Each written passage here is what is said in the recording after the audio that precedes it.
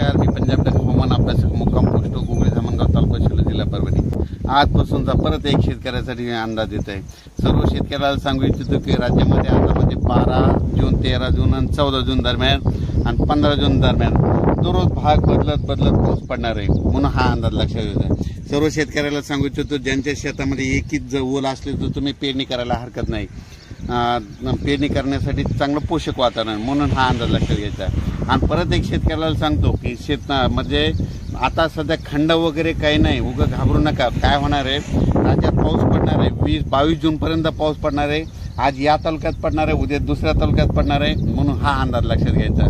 सर्व शेतकऱ्याला सांगितलं की राज्यामध्ये फक्त 15, 16 आणि 17 जून दरम्यान थोडी उघाड राहणार आहे, पण विदर्भात मात्र पाऊस पडणार आहे, म्हणून हा अंदाज लक्षात घ्यायचा। या भागामध्ये 12 जून 13 जून 14 जून 15 जून दरम्यान ओढे नाले वाहतील तसं आणखीन एक पाऊस पडणार आहे। काही ठिकाणी वाहुणी पडणार आहे, मुसळधार, कुठं रिमझिम, कुठं पेंड वालता पाऊस पडणार आहे, म्हणून हा अंदाज लक्षात घ्या।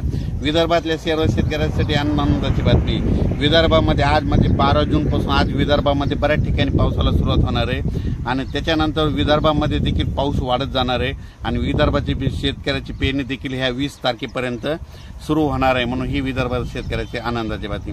परत एक राज्यातील सर्व विभागावाईज घेतलं तर सर्वात पूर्व विदर्भात आज म्हणजे 12 जून पासून पूर्व विदर्भामध्ये पावसाला बऱ्याच ठिकाणी सुरुवात होणार आहे। त्याच्यानंतर पश्चिम विदर्भात देखील 12 जून ते 22 जून दरम्यान दररोज भाग बदलत पाऊस पडणार आहे, म्हणून हा अंदाज लक्षात घ्यायचा। आणि त्याच्यानंतर मराठवाड्यात देखील सर्व शेतकऱ्याला सांगू इच्छितो की म्हणजे 12, 13, 14 जून पर्यंत दररोज वेगवेगळ्या भागात पाऊस पडणार आहे आणि एकच ओल असले तर पेरणी करायला हरकत नाही, म्हणून हा अंदाज लक्षात घ्यायचा। तर सांगायचं झालं तर सोलापूर, सातारा, सांगली, नगर, नाशिक, धुळे, जळगाव, त्याच्यात बुलढाणा, जालना, परभणी, अमरावती, अकोला, हिंगोली, वाशिम, नांदेड, लातूर, बीड या भागात देखील ह्या 3-4 दिवसामध्ये चांगला पाऊस पडणार आहे, म्हणून हा अंदाज लक्षात घ्यायचा। पण सोलापूर जिल्हा, धाराशिव जिल्हा, लातूर जिल्हा, बीड जिल्हा आणि सांगली जिल्हा म्हणजे आता ह्या 3 दिवसात मात्र आणखीन जोरदार पाऊस पडणार आहे,